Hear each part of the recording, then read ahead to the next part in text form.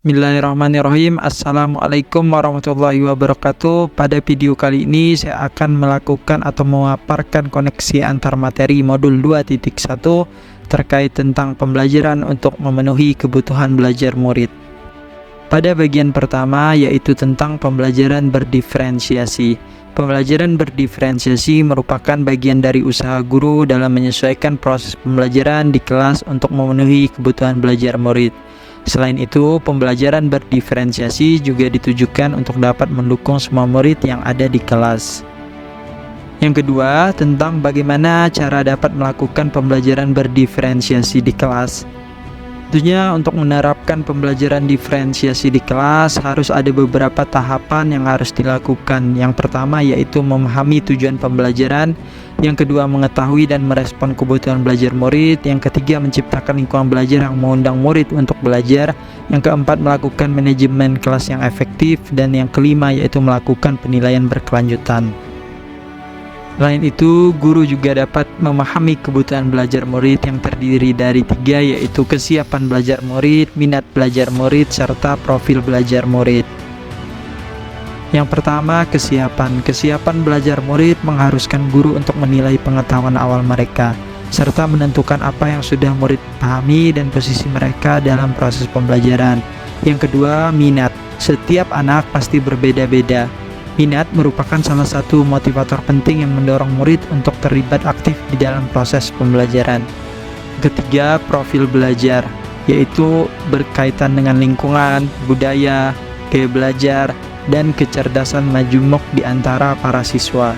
Selanjutnya, kebutuhan belajar murid tersebut dapat diidentifikasi berdasarkan cara-cara berikut ini. Yang pertama, mengamati perilaku murid. Yang kedua, mengidentifikasi pengetahuan awal. Yang ketiga, membaca raport murid di kelas sebelumnya. Yang keempat, berkomunikasi dengan guru murid sebelumnya. Yang kelima, mereview dan melakukan refleksi terhadap praktek pengajaran. Dan yang terakhir, yaitu menggunakan penilaian diagnostik dan formatif. Dalam penerapannya tentu dapat menggunakan strategi untuk mendiferensiasikan pembelajaran terdiri dari 3, yaitu diferensiasi konten, diferensiasi proses, dan diferensiasi produk. Dalam pelaksanaannya, diferensiasi konten berkaitan dengan apa yang ingin kita ajarkan seperti materi, konsep, atau keterampilan yang perlu dipelajari berdasarkan kurikulum. Mendiferensiasikan konten bisa dilakukan dengan membedakan pengorganisasian atau format penyampaian, bukan mengubah atau menurunkan standar kurikulum. Selanjutnya yaitu strategi diferensiasi proses, yaitu kegiatan yang memungkinkan murid berlatih dan memahami atau memaknai konten dengan cara membedakan proses yang harus dijalani oleh murid. Dan yang terakhir yaitu strategi diferensiasi produk, di mana strategi ini ditunjukkan melalui apa yang murid telah pahami dengan cara membedakan atau memodifikasi produk sebagai hasil belajar murid, hasil latihan, penerapan, dan pengembangan apa yang telah dipelajari. Bagian koneksi antar materi ini tentu ada keterkaitan antara modul 1.1 dan 2.1, di mana di dalam keterkaitan ini guru harus dapat melakukan pembelajaran berdiferensiasi, maka guru harus berusaha memenuhi kebutuhan belajar murid anak sesuai dengan kodrat alam dan kodrat zaman berdasarkan filosofi Ki Hajar Dewantara. Kemudian keterkaitan antara modul 1.2 dan 2.1 yaitu berkaitan dengan murid yang reflektif, mandiri, kolaboratif, dan inovatif, memungkinkan terciptanya pembelajaran berdiferensiasi yang memenuhi kebutuhan setiap individu.